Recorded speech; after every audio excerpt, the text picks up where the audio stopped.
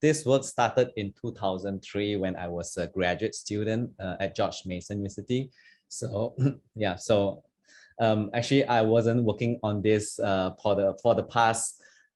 After I went back to Singapore, I stopped working on it. But then when I come back to US, I start looking at the problem again, and then I have some new results and some issues I'm exploring these past few years. So the research is supported by one of the federal government contractor, ASRC Federal Solution. Okay, and also my more recent work is supported by NSF. Okay, on this anomaly detection. Okay, so I'll just start. Oh, okay. So again, I'll just give a very brief, interesting history on how it gets started when I was a graduate student. So it was in 2003 when ICML was held in Washington, DC. Okay, and then Vladimir, has this paper in ICML, and then I was one of the student helper volunteer, and then I was in Washington DC, Fairfax, Virginia, George Mason University. So so I was at the top, and then again I don't really I must say that I don't really understand what is the talk is about during that time. So but it was interesting. And then and after the conference, well, during the conference, actually, I talked to Vladimir about this. And then because at that time, I'm also interested in transductive confidence machine and how we can use it for active learning. So, but so so I went back and read the paper, and then I start to understand a bit more about the paper, and I start to ask myself during that time, whether it can be used for another problem. The problem that we were looking at is called a concept drift problem. So I asked myself whether this can be done for concept drift problem. But as we did more experiment, we find that drift is a bit slower type of change. So sometimes it might not be easy to detect drift using by testing exchangeability. So again, then we change to change detection problem, because we find that by using testing exchangeability, it's easier to solve the change detection problem. So that is some history in 2003. Okay, and of course, the attractive part about this solution, right? This paper is that you're doing testing online. So that means now we can do change detection online or real time. If certain condition or the model we can actually extract the strangeness measure or the p-value fast enough. Okay, so that is the start of this this research, and I believe that without this paper, we won't have what we have been doing for the past 20 years on this area. Okay, so again, this is just an intuition of what we were thinking about 20 years ago. We are thinking about if we have two models, it's a online where you observe data one at a time, right? And then there are two models. You can see that now we have one data model that's before, the red one, and then one that is after, right? And the point that there's a change when one model change to another model, can we detect it? Okay, and again, by testing exchangeability, we can do that.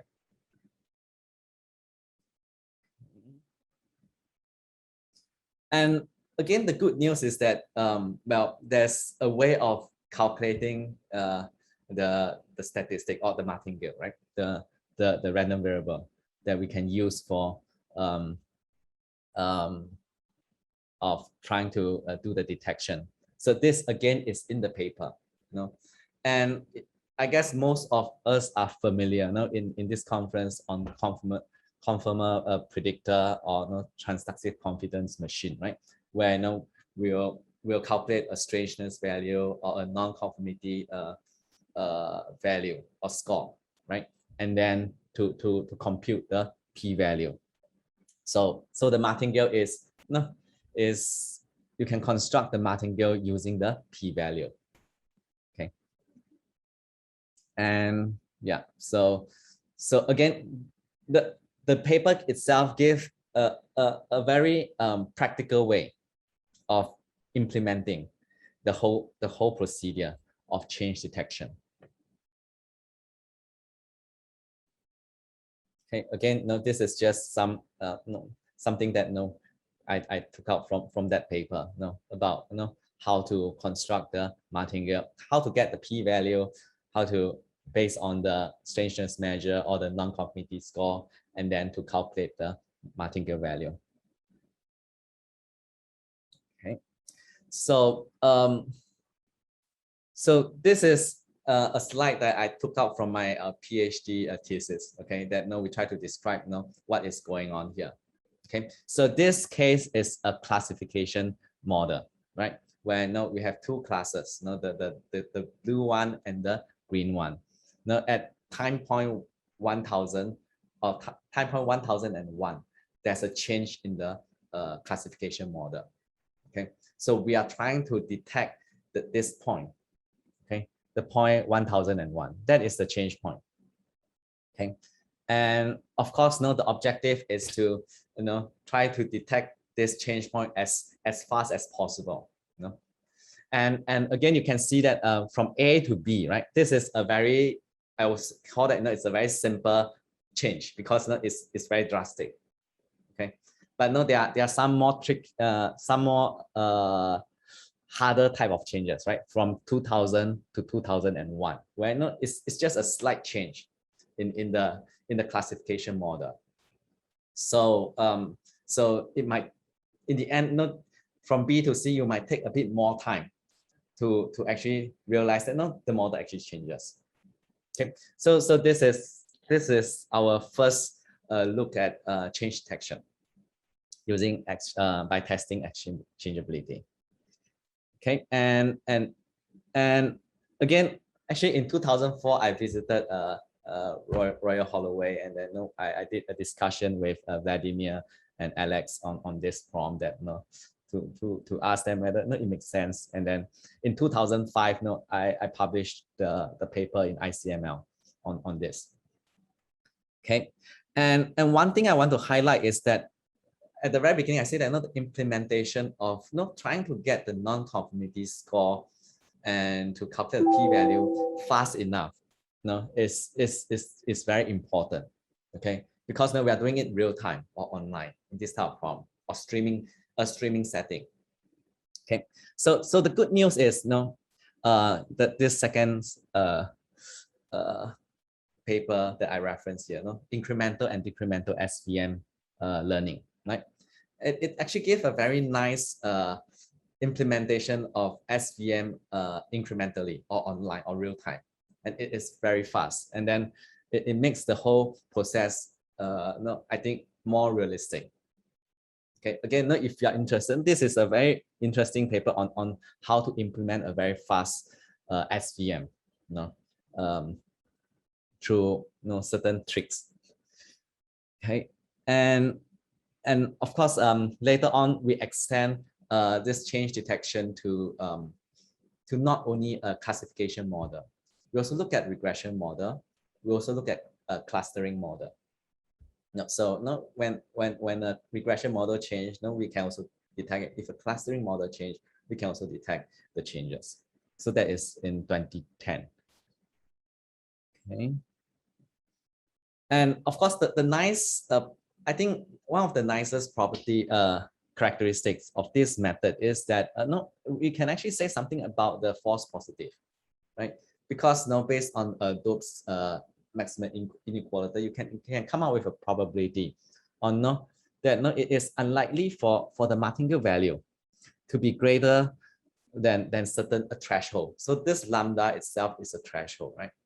Is this probability is less than 1 over that threshold.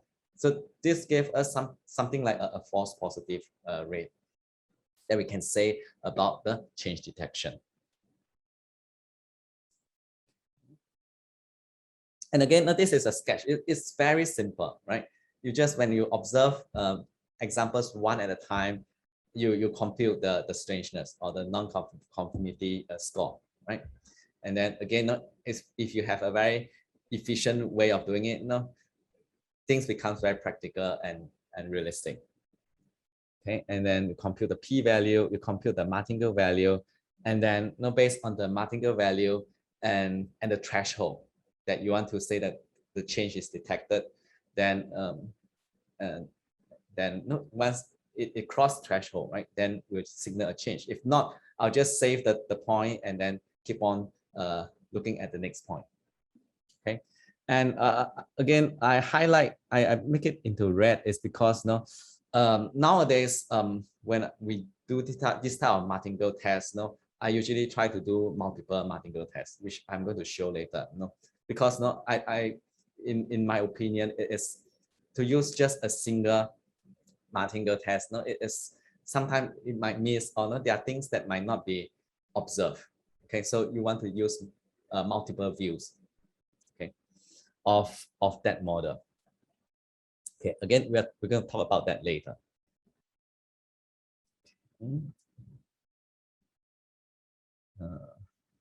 So again, another interesting development is I'm not sure you're aware of this. Is in Microsoft Azure, right? They have this stream analytic tool, and in that stream analytic tool, they have change detection, and then they say change detection and anomaly detection here, right? So what we can see is that actually they actually put in the exchangeability Martingale algorithm or our change detection algorithm into the Azure stream analytic toolbox. Okay, so again, probably it is recognized that it's something that is useful or it's practical. So it is in the toolbox. Okay, so this is more like a short history, the past 20 years of or less than 20 years, 2003 to right now, of what happened in this area. Okay. So my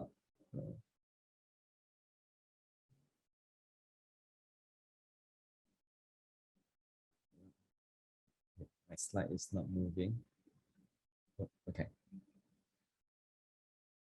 Okay, so for today's talk, I will go into something that I was doing recently. Okay, as I say, when I was in US and then I moved back to Singapore in 2012, and then I moved back to US in 2016. Okay, and then after 2016, I start to look at this problem again. Okay, and when I came back to US, I look at a sequence data, multivariate time series, okay, type of data. And recently, I look at graph data, evolving graphs. Can I do anomaly detection or change detection on graph data? Okay. And then so I'll show some examples of that, and then some real world prompt and motivation. Okay, and I will talk first about this sequence data type of anomaly detection when we apply it to a flight path anomaly detection. Okay, and in that research, we thought about if we want to reduce the delay time, probably we want to incorporate a prediction into the model so that we can actually predict ahead of time, and then to do the testing on the predicted points. Okay, by doing that, we can actually have a faster detection of anomaly. Again, this is very critical in real life, real world problem. You want to detect anomaly as soon as possible so that you can make the correct decision in time. Okay, and again, that is supported by the industry. Okay, and then after that, I'll talk about a graph data, evolving graph data. Okay, where I'll be using a multiple Martingale tests, and each multiple Martingale test is applied to different graph representation. Okay, so each graph representation is a different perspective of the graph. Okay, and then and then I'll also show you some preliminary results. Again, these are very preliminary results that no, it doesn't look impressive, but no, it's just to show you that no, we are trying to do all this testing and investigation. But the key thing is that no, we want to do the detection, and then based on the graph representation, we can actually do an explanation, because for each of the tests, it will be based on a certain graph representation. For example, the in-degree centrality of the graph. And then if that triggers the detection, then we can explain it based on the in-degree centrality. Okay, so something like this. Okay, and then I'll close. I'll just have one slide on the challenges and future work. Basically, my future work is on graph data. So we'll just summarize on those challenges and future work. Okay, so again, we start off with change detection. Again, change detection, outlier detection, or maybe anomaly detection, they are very similar, or trying to detect deviation from normality. These are things that they are very similar. The problem itself is similar. Basically, what we are trying to do is to identify all these differences from the normal pattern or from the expected pattern. Or here we say regularity. When it no longer become regular or have the regular pattern, that means there is some anomaly. Okay, and if you look at all this application, real life application, it's more like it looks very negative, right? Anomalies. So it's like fraud detection, intrusion detection. There's a defect in your product in the factory, where you detect all these anomalies. Okay, so it seems to be pretty negative in terms of anomalies. Okay, and a lot of time, when we detect an anomaly, we get the output, right, to the detection. But the important thing is about the decision made to once you do the detection. Okay, detection is not the end of the story. No, it is the decision made after the detection. Okay, so I'll just show you examples that on the data that we're using here. So we are looking at network. Okay, so here, so we assume that the number of nodes is fixed, in the network. Okay, or else it's harder for us to get a good representation, right? Because a lot of time the representation is based on the node. Okay, so we fix the number of nodes in our research at this moment.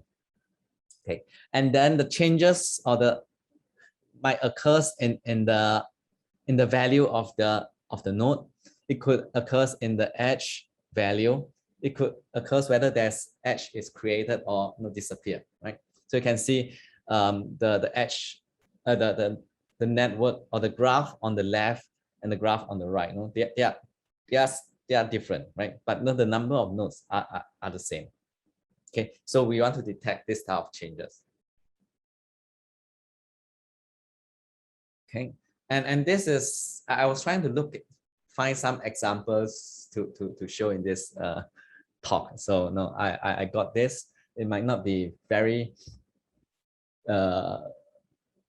clear, but basically what we have in mind is more like when is the time that we think that for example the virus becomes spread out of control. Okay, when is that point? Then that is the anomaly point. Okay, so once we detect that point, the decision itself is to, for example, do a lockdown.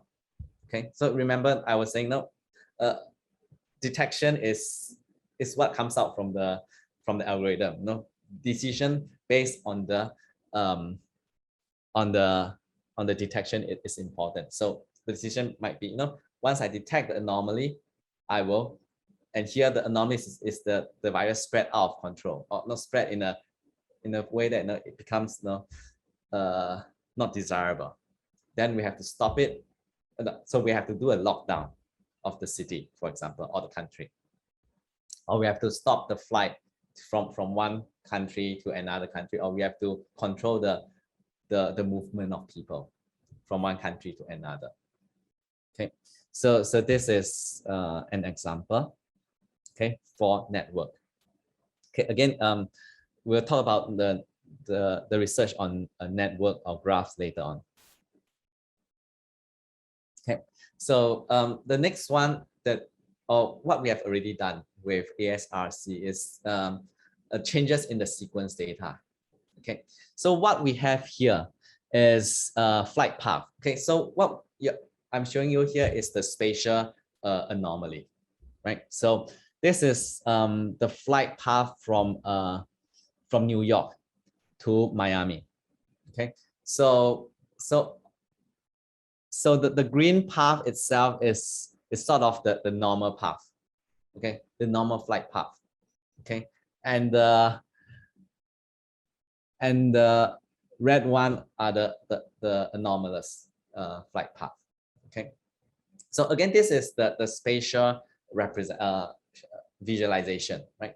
But not in terms of the time series itself. No, it's not only the lat long that we have. Okay, we might have the altitude, we might have the heading, we might have other sensor reading of the flight. No, there are certain information. It's not only just spatial information. No, just to be clear on this.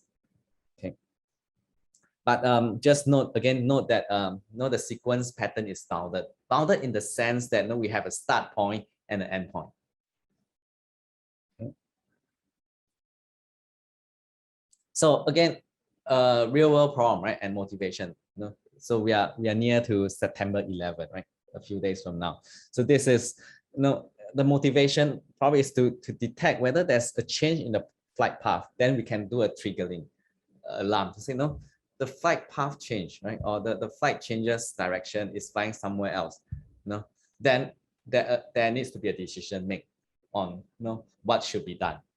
Okay, so again, well, again, it seems to be very negative, right? Because the flight path changes, it could be a terrorist attack. We have to send up aircraft to do certain things, right? So this is one example. And again, I have quite a few examples here for flights, right? That is September 11 in 2001. And then on the right, we have this Malaysian airline MH370, right? It flies, it's supposed to fly towards China, and then I think it turns and then towards Indian Ocean, or it disappears. Okay, so if there are data that we can retrieve, we can immediately identify there's a change, and then there might be something that we can do. Okay, and then the last example is the Boeing 737 MAX, right? It has some problem with the aircraft itself. Okay, so again, the problem itself is the vertical speed. There's certain drastic change in the vertical speed of the aircraft that results in the aircraft crashing or being out of control. Okay, so hopefully with we can be able to attack all this anomaly in time to either help the pilot to solve the problem, or trying to do some intervention. So these are some of the real world problems. Okay, so the two questions that we are trying to answer here is can we include prediction steps in the anomaly detection procedure to reduce the delay time of detection? So that is the first question on the sequence data that we are trying to answer. And then the next question that we want to answer is whether we can explain the detected anomaly in the graph network. Okay.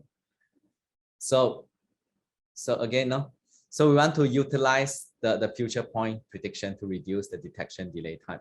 Okay, and our example is the flight path. Okay, again, sequence data is more than the flight path. It's time series data. Okay, and this paper was published in 2019 in MDM. okay, on flight behavior anomaly detection. Okay. So again, you can see that there are many work that are done regarding this area. Okay, so the main thing here is more like abnormal detecting abnormal operation. For example, the first related work, right?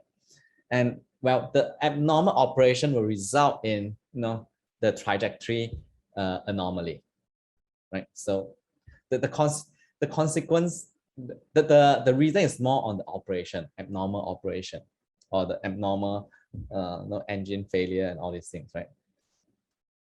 Okay, so there are quite a number of work that is done, and you can see that now a lot of this we can use multivariate time series type of anomaly detection to solve the problem. Okay, and here in this last related work, it's something that is also using the non-conformity score, or the p-value. So this is actually something that we are going to compare with. This is again it is related to conformal prediction, right? It's called conformal anomaly detection. So it's something that's interesting, and then we actually try to compare this method with our approach. Okay, again, this method actually use the p-value. Okay, for example, if the p-value is greater than 0.05, then there will be anomaly, something like this. Okay, so the problem setting, sequential, multivariate, and it is temporal. Okay, so that the important thing is there's a time component to it. Okay, and then the characteristic, again, I've said that earlier, that there's a start and an end to the spatial location in this particular problem. Okay, and the training data that we have, again, it's not only spatial temporal data. It is also it could be other sensor data that is available about the flight. Okay, and another characteristic of the training data is that, or the data itself, is that the time series has variable length. Okay, so if you look at the example here, different time series will take different flight path will take different time to reach the destination. Okay, sometimes it might be longer, sometimes it might be shorter. So the length is different. And probably the other thing to note is that the data that is received by us, right, is not regular. It's not like every 10 seconds. Sometimes it could be 5 seconds, 7 seconds. So it's non-regular. Okay, so that's why prediction might be, to add in a prediction step might be a good thing, because between points, there might be a large time interval that you are missing data. So you might want to use the prediction to do an estimation. Okay, and at the same time to decide whether there is anomaly. Okay, and the other thing to note is that usually the training data, we just train the normal data. Okay, that means the normal path. We are not doing a classification. Okay, it is more like a regression that we'll see later. Okay, so the anomaly test data, basically, we manually identify this path is an anomalous path. So that is something that is an anomaly. Okay.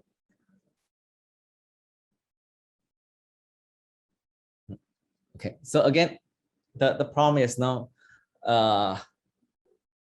anomaly prediction and detection, or detection. Again, we want detection because we want to decide whether it is an anomaly. We want to predict. We want to predict a few steps ahead. Okay, so that we can use those predicted future values to actually decide whether there is an anomaly in future. Okay, and the objective is to reduce the delay time.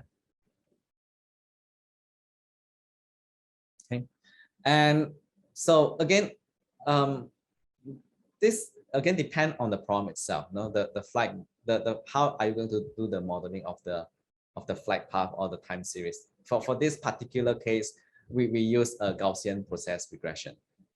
Okay, and well, so it's non-linear, and then it has certain nice property that we use, we can utilize here. And again, in our experiment, we compare it with a normal linear least square regression. Okay. So what we have here is well, again, in 2010 we have already proposed we have a regression based type of change detection, right? But here in that regression model, time is not a predictor variable. Okay, so this is one of the difference between what we proposed in 2010 and what is in this research, right? Time becomes a predictor. Okay, because here it's more like a time series. It's more like a multivariate time series. But in the earlier work, it is just a regression model, a very generic regression model. Okay, and in that in the 2010 paper, we look at single regression model. Okay, and again a single target variable for that regression model. But in this paper, we have a multiple regression model. So we have multiple martingales, right? So as I said earlier, I think using multiple martingale might be a more realistic way of trying to do a change detection or anomaly detection. Okay, and then again in the 2010 prompt setting, the test is applied to the current observation, but here we not only apply to the current, we also apply the Martingale test on the predicted value, predicted future value. Okay. Again, this is I've said this is the same false positive bound that we have, right, for Martingale method. And here, I just said, if we assume that each of these Martingale tests are independent, probably we can have a bound for multiple Martingale tests. Okay. And basically, this is when I look at it, when I was preparing the slides, I discovered this is not very well defined, but in certain things, right? But the main point is that assuming I have R Martingale tests, one possible decision is based on one, P equals to 1, right? Just one of them is satisfied, then I'll say that there's anomaly detected, or 2 or 3, right? So P can be 1, based on one detection, one trigger, right? Then I'll say that there's an anomaly detected, or two triggers from the Martingale test, or all of them have to be triggered, because here I have R equals to P equals to 3. That means all the Martingale tests must be satisfied. Okay, or must reach over the threshold. Then we can say that there's a change, there's an anomaly detected. Okay, again you'll see that again it depends, right? 3, if you're asking for all 3 to be detected, it might not be realistic. Okay, because sometimes it in a certain sense, one, it might be normal in some variable, okay, but it's only abnormal in certain variable. Okay, we'll look at the experimental results later.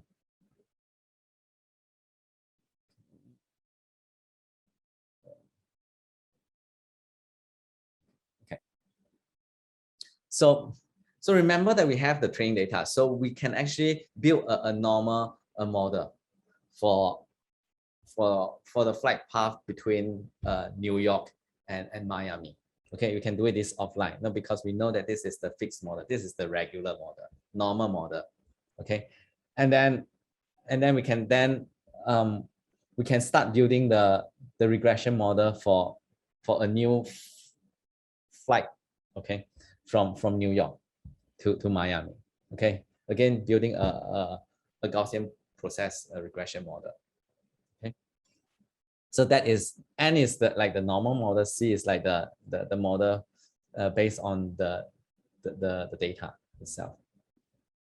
Okay, and again, no, and once we have the model, once we observe the data, we build the model, we can actually do we'll do a linear extrapolation, right? To extrapolate some of the predictor variable. So the predictor variable we have here is the time, right? Time is important factor, the heading, the direction that the flight is going towards, and the speed of the flight. Okay, and then we'll use the predictor variable to predict to estimate or to predict the target variable, right? The latitude, the longitude, and the altitude. Okay, and then, well, once we have that, we will, oops, sorry. Again, no, we are going to calculate the non-conformity score, the p-value, and then we'll compute the Martingale value. Okay, again, I put it in red because it depends on the number of target variable or the number of Martingale tests that we are going to have. No, then, no, we have to do it multiple times. We have 5. No, we have to do it. We have 5 Martingale tests, and we'll do this step 3 and 4. Actually, yeah, 4. Multiple times. Okay.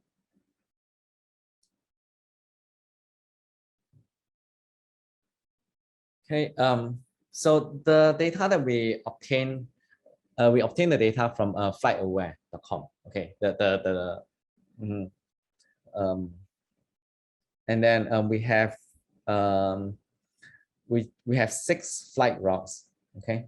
So JFK is New York, THL is Philadelphia, and then MIA is Miami.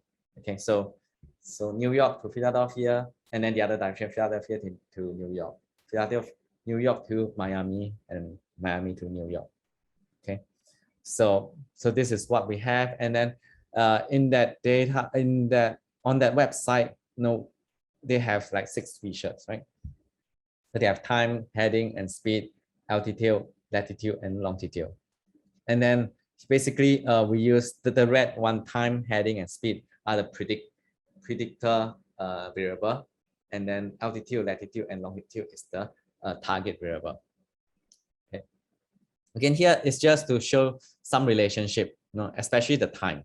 We can see that in terms of it has a pattern, right, with respect to time. So later on, you'll see that actually by time is a pretty critical predicting variable in this type of problem.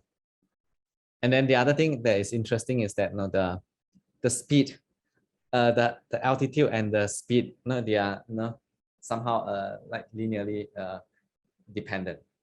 Okay, the higher that you fly, the higher the speed that you can have. Okay, I guess this seems to be intuitive, right? Okay, and we have a few tasks that we try to do. Predicting the flight deviation immediately after takeoff, and then well, the other one is change during the flight. Okay, so these are the 2 tasks that we are looking at. Okay, again, our example, we start off with a model selection to find the best Gaussian process regression model, and then we can see that we compare with baseline. Baseline, what we have for baseline is basically it's like the normal 2 standard deviation from the model, right? Then we'll, as the threshold, then we'll claim that is anomaly. Okay, and then we can see that the best performance based on F1 measure, right, is basically the CAT, like the one that use p-value, and the one that and our Martingale method. Okay, and let me see this. And then again, the mean delay time, we want to have it as short as possible, right? So in terms of the delay time, our method is still a bit better based on the delay time. Okay, but again, if you look at the 600 it's like 600 seconds, right? It's probably not very, it's not very good in the sense that it's like 10 minutes. No, after 10 minutes, then you can identify, there's anomaly. That might not be ideal. Okay, so we want to reduce the amount of time. Okay, again, LR is the linear regression.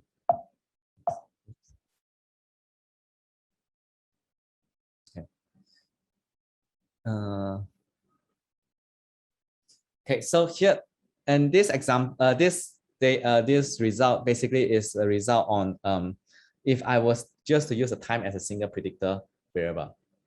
Again, you can see that the Martingale method using the GPR, right, is doing pretty well using the F1 measure. Okay, but interestingly, even using the baseline, if you are going to use a GPR, it's pretty good. Okay, but the thing that we want to achieve in the end is more like the delay time. We want to have it as soon as possible, right? So remember just now, we have 600, right? It's about 10 minutes. Now it's like reduced to probably 3 minutes or 3 to 4 minutes. Okay, and for task 2, again, task 1 is when takeoff. After takeoff, what is the deviation? So for task 2, basically it is during the flight, when it deviates. Okay, so here we actually take out 21 anomalous case and then we do the testing. And then you can see that in terms of the true positive, we have very high true positive, very low false negative, and the delay time is pretty small. If we are using just one, just when the p equals 1, right? When I have 3 possible Martingale tests, just using one detection to trigger the alarm. This is pretty good. Okay, so I want to hurry up on to my second prompt. Okay, so again, this second prompt is still a work in progress. Basically, we want to do explanation of our detected graph anomaly. Okay, so again, the generic type of anomaly types that we can see in graphs, right, is structural, right? The connectivity, the topological difference, or changes, okay, and that might occur. And then that's structural, and then the node proximity, again, the connectivity, and then also the weight, the edge weight that changes, whether it's significant enough to say that there's an anomaly in that area, and also the node attribute values.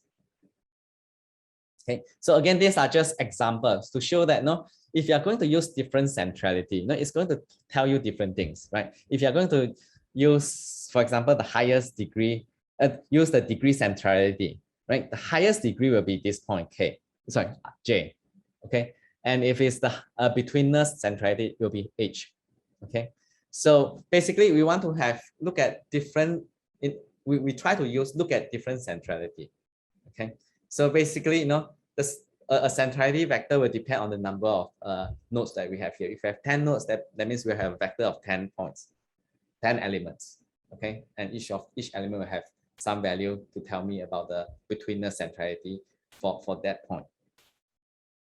Okay, so this is one way.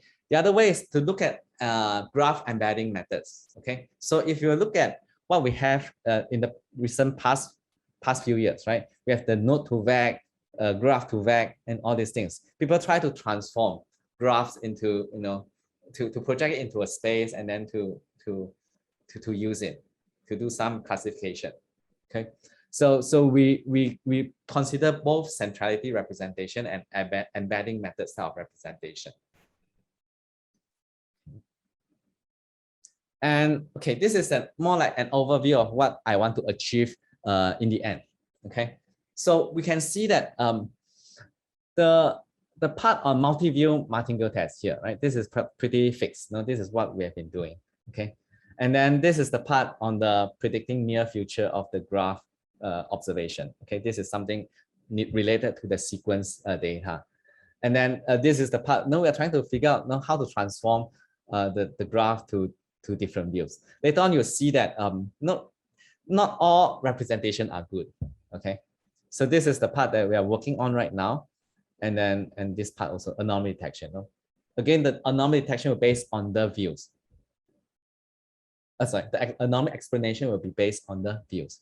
Okay, and then before that, no, we are interested in, no, maybe you want to do a partitioning of the graph to solve the problem as a divide and conquer type of solution. Okay, so this is like an overview of what I plan to do. Okay, and again, these are preliminary results. No, the reason I'm putting this up is to just to show you that we have tried different centrality representation, in degree, out degree, and so on. No, we have to figure out what is the better a better way of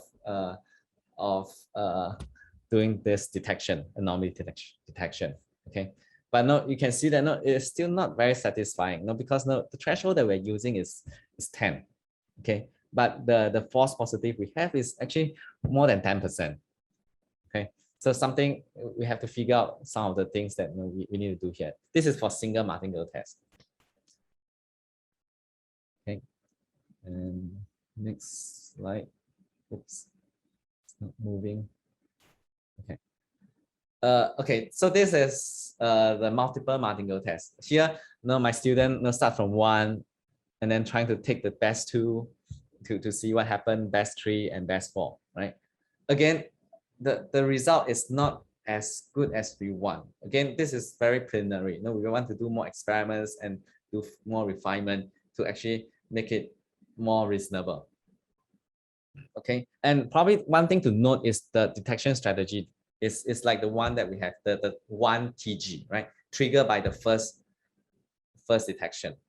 Okay, so it might not be the best detection strategy to use. Okay, so again, it can be like the 1 TG, right? Triggered by the first one, or it can be 2 TG, right? Triggered by 2 or triggered by 3 when P goes to 1, 2, or 3. Okay, the other way that we are looking at of all this detection strategy is based on